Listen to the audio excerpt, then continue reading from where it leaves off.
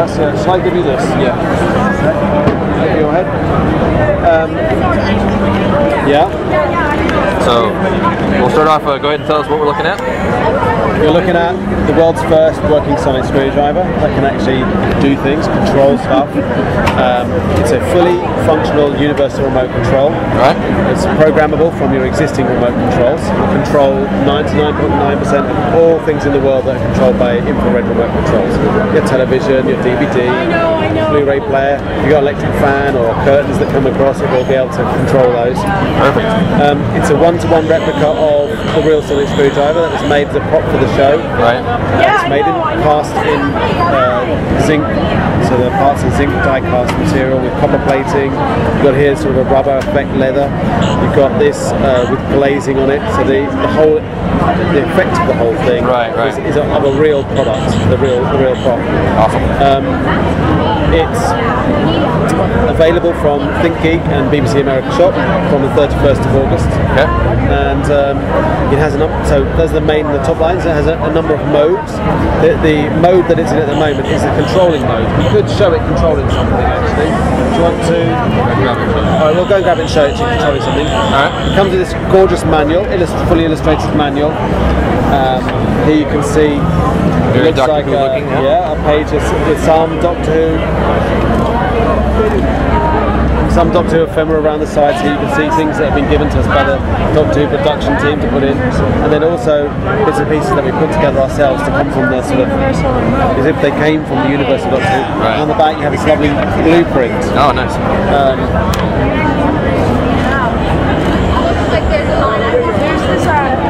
Also, if you think the blueprint has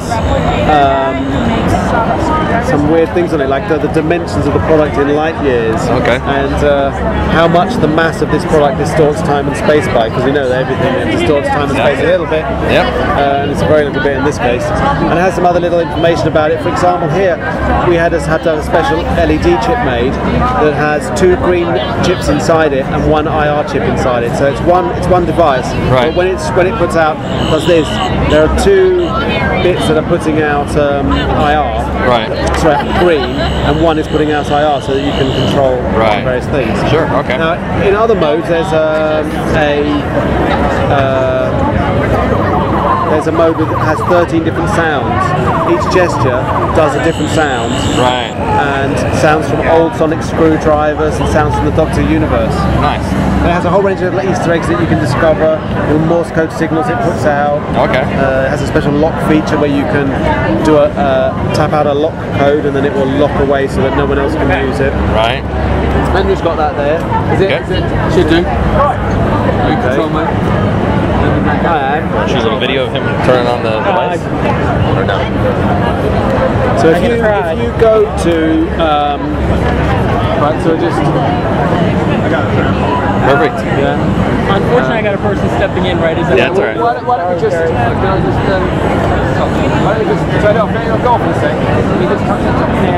I can't get the video going, so I'll just take shots. Okay. How you doing? Is it? Can you? If I stand like this, how about this close? Yeah, that works. You should really go to the Doctor Who. You should go to the Doctor Who one. What I'm doing is I'm flipping between them. Yeah. You see me here if I rotate this and turn the volume up. Nice. Oh, that's so cool. That is so cool. Turn this down and turn the volume down. Volume up. And if I do that. Do you have that app on the iPhone? No, this is a sonic screwdriver doing the control. I know that, but I know. But can you control the iPhone volume? Is there an app where you can control the Well, iPhone you need to have it into a dock because the dock has a remote control. Because obviously, so you can control your television or... I didn't get the video, but I just did a series of shots. So that gives you the idea. Yeah. Well, it's definitely... I'm more than willing to take one home and trial it for you for a while. Test it, review it. We have a few. The ones that you see here are just about all the ones that exist in the world at the moment. Nice. But it's, as I say, it'll be in stores 31st of August. Okay. It comes on this stand. And it also has a little glass case that goes over the top of the stand. Oh, nice. If you go on our website, thewandcompany.com, which because we made this original Harry Potter, like not Harry Potter, it was like a magic wand that you moved about. Right. You go on that site, there's a picture of a sonic screwdriver. You click on there, you'll find our website. There's a gallery on that. Okay. There's loads of pictures and. Okay. So has the suggested list price been set yet, or? Yep, it's $99, $99.95 in the US. Okay. In the UK, it's going to be £59.99. Right. £59.99. Okay. So for what it is, great price for a product. Oh yeah. Like this. So how complicated is it to take my existing remote and transfer everything over to this? I can show you that. I have the remote control here, and I might do a quick little demo of doing that. It's very easy. Basically, let's say you want to do the volume. Right. You can do anything you want really. What you would do is you would, it's all explained in the manual. Right. You do 2 short presses and 1 long press. So we go, and it'll tell you, I'm in programming mode. Yep. You can't hear now because it's Sure. Then you do the gesture you want to do, and it'll tell you the gesture. If you listen, you'll hear it say. Right. And then it's waiting, and I just press that like that, and it says okay. And then I do the other way, and it says okay. It tells you. Right. And then I do this, 1 press, it says exiting programming mode, Right. and then it'll say into control mode, memory bank A, because it's got 3 memory banks. That's it, we've done it. Now when you do that, turn it on, when you do this, I'll be doing the volume. Like I said, the volume going down. Yeah. The volume knob. But of course, if you wanted to, you could change channels that way. It's got the gestures are in, out, side to side, up and down. You've got tap on top, tap on side, tap underneath. Because it's got an accelerometer inside it. Oh, okay. It always knows which way up it is. Right. So if I want to do tap underneath, I can go here, tap on top. I can go here, tap underneath. It's not about where I'm tapping this. It's about where in the world I'm tapping. Perfect. So it's really cool from that point of view. So it doesn't matter which way you put it down on the table, when you pick it up, it always knows which way's up. Right. That's handy. Well, yeah. When as you got it, you can feel it feels like the real thing. Yeah. It does. Now, every time it's doing a gesture, you can hear it making that noise. If there is a system called quiet control mode. Press it once. Now when you do it, it does a little click. Right. It's got this lovely feature in FX mode, which was the one I was saying about. When you leave it on, it just does this little flash once every 2 seconds. Okay.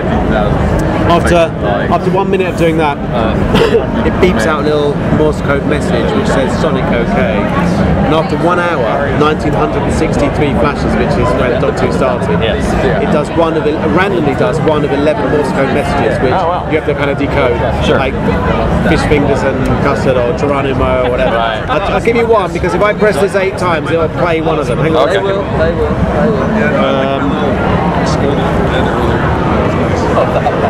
Oh no, hang on, so wait a second, I'll just... I got the... Right, I think I'm in the right mode now. Absolutely. They're completely up. But I just have to check. Yeah, like there's no, I didn't even offer You get that? You heard that? That's it telling you something. I mean, there are apps you can go on where you can put that in and it can tell you what it is. Right. We had so much fun because we don't know Morse code anyway. We were sort of working it all out. Sure. And we were doing it one day and we were just saying, do you know what? My colleague said to me, who uses all the software, it sounds so like Morse code. Yeah. Oh, we should do some messages. Yes. What happens if it did random like it did 11 ones? You'd have to just have it on your desk. The beauty is you can have that on its stand on your desk as a grown-up, just there. You don't have to use it, and then every so often, like it's like a little alarm clock. It goes. Oh, it's been another hours. I've been sitting there. I've been in my office actually. It's really cool. Yeah. I think that's a cool little feature that people like. Yeah. It freaks out anyone who comes in my room. They're in there for any length of time. What the hell's that? Yeah. Sort of that way. Awesome. I'm already picturing that in my office. Oh, for sure. On its stand. So there you go. Yeah. Oh, it's a pleasure to meet you guys. Yeah, thank you.